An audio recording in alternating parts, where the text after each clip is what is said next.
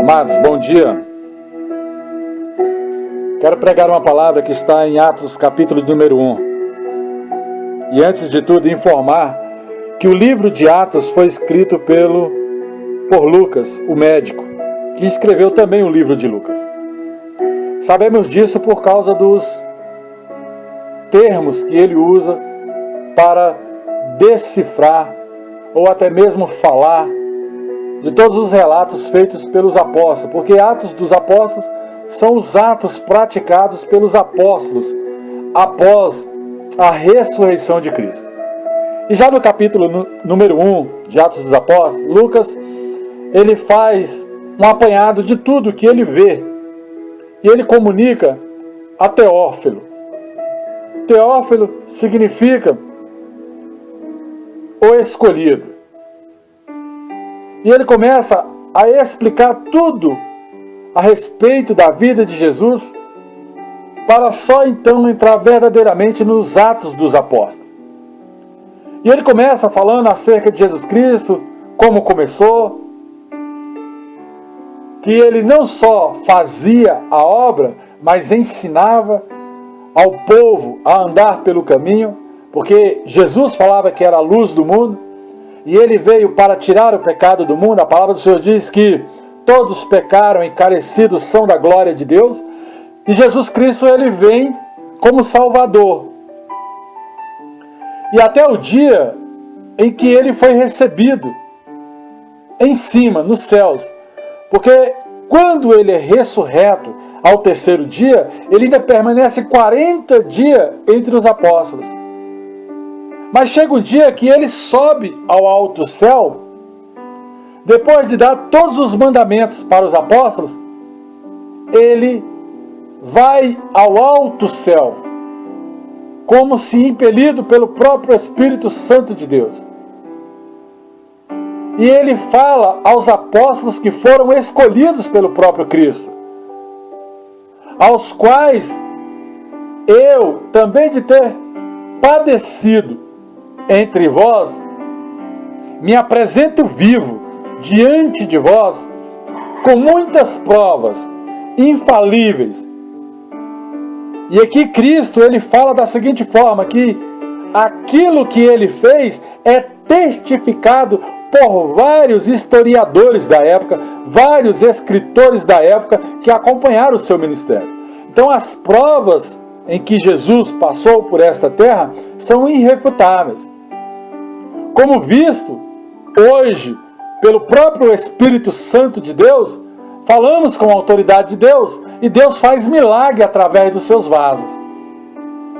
O interessante da história do Atos dos Apóstolos, capítulo número 1, é que Jesus, ele também foi visto por 40 dias, após ressurreto. E ficou falando de coisas concernentes ao reino de Deus. Porque Jesus, ao ficar 3 dias sem estar vivo, mas como morto, porque ele foi ressurreto, nesses 3 dias ele subiu ao reino dos céus, desceu ao inferno e tomou a chave das mãos de Satanás, a chave da morte e do inferno. Então Satanás não tem domínio mais nem sobre morte e nem sobre o inferno. Mas ele tem permissão de Deus para agir em alguns casos, porque Deus deixa que Satanás vai até certo ponto. E quando nós falamos de Cristo, a Bíblia Sagrada diz que Cristo estava com eles durante esses 40 dias. E determinou que eles não se ausentassem de Jerusalém. Por quê? Porque sobre os apóstolos não existia ainda o Espírito Santo, que era o ajudador, o consolador, o Espírito da verdade. Mas que esses apóstolos viessem a permanecer em Jerusalém. A permanecer segundo a promessa que era dada pelo próprio Deus.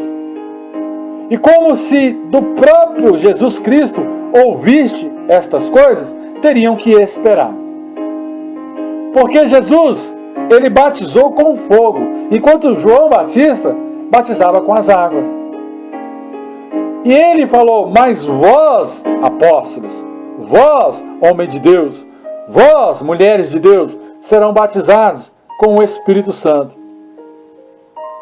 Então, por muitos dias, ele começa a avisar que aqueles que ficariam seriam batizados com o Espírito Santo. Aqueles, pois, que haviam reunidos ali naquele lugar, perguntaram-lhe, dizendo: Senhor, restaurarás tu neste tempo o reino de Israel? Ora, eles estavam fazendo uma pergunta para Cristo para saber sobre o final dos tempos. Mateus 24 fala claramente a respeito dos fins dos tempos. Ele fala que haverá guerra, rumores de guerra, mas que ainda não seria o fim. Então Mateus 24 fala da antecedência a respeito do final dos tempos. 2 Tessalonicenses, capítulo de número 2, também fala a respeito da vinda do nosso Senhor Jesus Cristo e fala que não será assim, sem que antes venha a apostasia, o espírito do pecado. E ele continua dizendo: não vos pertence saber o final dos tempos, e nem as estações para que isso se estabeleça. Porque só o meu Pai estabeleceu ao seu próprio tempo, ao seu próprio poder, esse mistério de acabar com tudo. Jesus, em outra vez, ele foi indagado a respeito da mesma coisa, e ele falou da seguinte forma: olha, só o meu Pai sabe o dia do juízo, que é o final dos tempos. Mas vós, apóstolos, recebereis virtude no Espírito Santo, porque há de vir sobre vós o Espírito da verdade. Ele vai ser testemunha tanto em Jerusalém, como toda a Judéia, como em toda a Samaria, e até os confins da terra, porque o Espírito do Senhor, há uma promessa do próprio Deus, que ele seria derramado por toda a carne.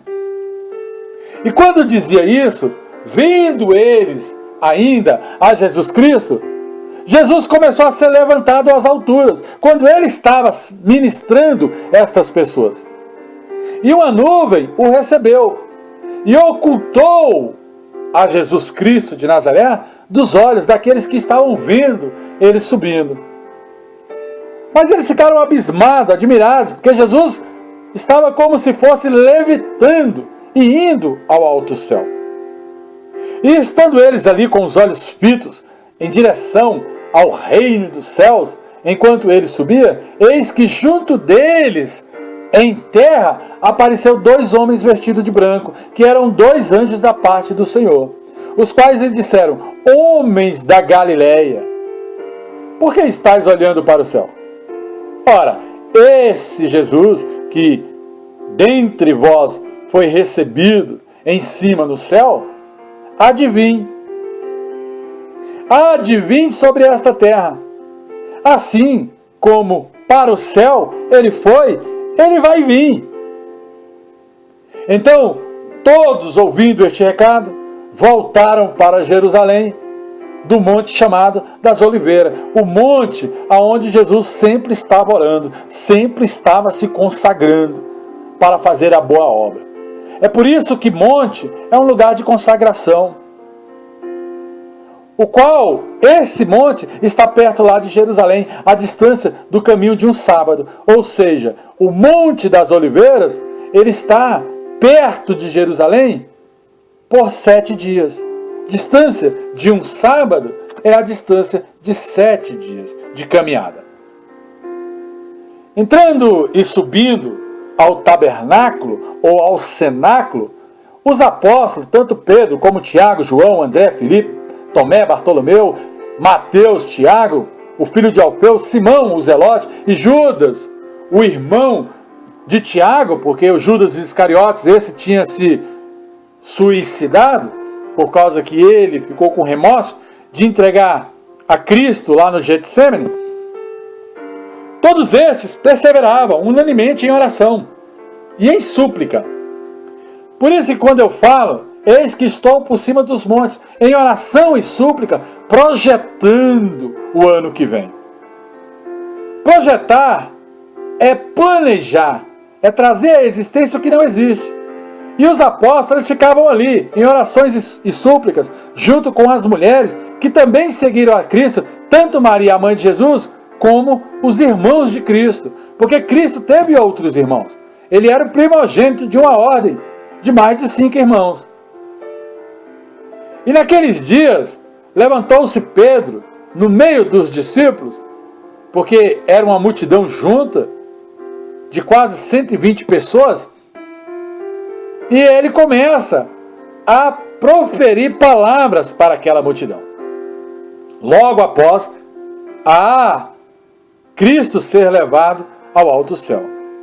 E ele começa a clamar, a conclamar aquele povo a ouvi-lo. Ele fala: homens e irmãos, olha, convinha que se cumprisse as Escrituras, que o Espírito Santo, que foi predito pela boca até mesmo do rei Davi, acerca de Judas, que foi o guia daqueles que prenderam a Jesus Cristo lá no Getsemane, porque ele estava conosco. Ele tinha um ministério aqui conosco. Ele era cotado junto conosco para se subir ao céu, mas ele se desviou. Então, ele alcançou até mesmo a sorte desse ministério. Mas ele adquiriu um campo com o galardão da sua iniquidade. Ou seja, ele vendeu a Jesus Cristo por 30 moedas de ouro. E após arrepender-se, ele se precipitou e arrebentou-se pelo meio. E até as suas entranhas derramaram. Judas ficou com tanta remorso que ele subiu numa árvore, se enforcou, que arrebentou-se pelo meio. E foi notório que em Jerusalém acontecesse isso com Judas. E todos ficaram sabendo que Judas, na verdade, era um traidor. De maneira que a sua própria língua em campo se chama Alcedama. Esse campo, pela própria língua do próprio Judas, se chama Alcedama. Isso quer dizer campo de sangue. Porque no livro lá dos Salmos está escrito: fique deserta a sua habitação, e não haja quem nele habite, e tome outro o seu bispado. Ele estava cotado ao bispado, ao apostolado, mas ele se vende por causa de moedas. E aí eu pergunto: quantos não estão se vendendo hoje dentro do Evangelho por causa de algumas moedas? Eu vejo que tem pessoas que vão até mesmo para o monte, e eles vão na esperança que alguém vai abençoá-los, vai dar dinheiro para eles, por troca de uma oração. Ora, não é assim. A Bíblia Sagrada diz: de graça recebeu, de graça dá. O direito da casa do Senhor é o dízimo, a oferta e o voto. Mas o que passa disso é procedência do maligno. É necessário, irmãos, que vocês venham compreender que Cristo deixa uma ordem para o crescimento da igreja em Atos dos Apóstolos. Agora já não é mais Cristo, mas sim os apóstolos, movidos pelo próprio Espírito Santo. Então, esses homens que na época andavam com Pedro, Tiago, como Judas o Iscariotes, se vendeu e caiu por terra. Então, Jesus veio à terra e agora não está mais dentre aqueles que ele mesmo discipulou. Mas pessoas conheciam simplesmente o batismo de João. Até aqueles dias, só o batismo de João tinha validade. Mas Jesus subiu ao alto céu e lança a promessa sobre a terra que desceria o seu Espírito, que batizaria no Espírito e no fogo. Então, a ressurreição de Cristo é simplesmente para firmar o nosso convívio com o Espírito Santo. Porque Cristo vai para o reino, mas vem sobre a terra a autoridade do Espírito Santo sobre as nossas vidas, que diz: abre a tua boca e eu falarei por ti. E agora os apóstolos vão experimentar que o Espírito Santo faz uma obra de excelência, porque Cristo falou: eis que farão obras maiores do que esta que eu fiz. Então ali faltou Judas o Iscariote. Se eram 12 os discipulados, Pedro começa a falar e a apresentar 2 nomes para substituir a Judas o Iscariotes. Ele chama José, chamado o Barsabás, que tinha por sobrenome o Justo, e chamava Matias, que eram dois homens que tinham princípios para assumir o ministério. Ora, Pedro não ia colocar a sua mão precipitadamente sobre a cabeça de ninguém. Nós não podemos ungir pastores de qualquer jeito, nem bispos, nem o diácono, nem o obreiro, nem até mesmo apóstolos de qualquer jeito. Aqui eles eram apóstolos, mas eles estavam escolhendo entre José e entre Matias, um homem para assumir o apostolado de Judas, o Iscariote. E orando, eles disseram: ó Deus Todo-Poderoso, Criador do céu e da terra, Tu conheces os corações, Tu conheces a todos. Mostra, Deus, qual desses o Senhor Deus tem escolhido. E aqui nós vemos um princípio: a escolha vem de Deus. Como Pedro era homem de Deus, ele estava orando para Deus apontar quem assumiria o lugar de Judas, o Iscariotes. Ora, meu amado, se há um Judas dentro da casa do Senhor, ele tem que ser retirado do posto e colocado aquele que é justo, aquele que verdadeiramente tem convívio com o Espírito Santo.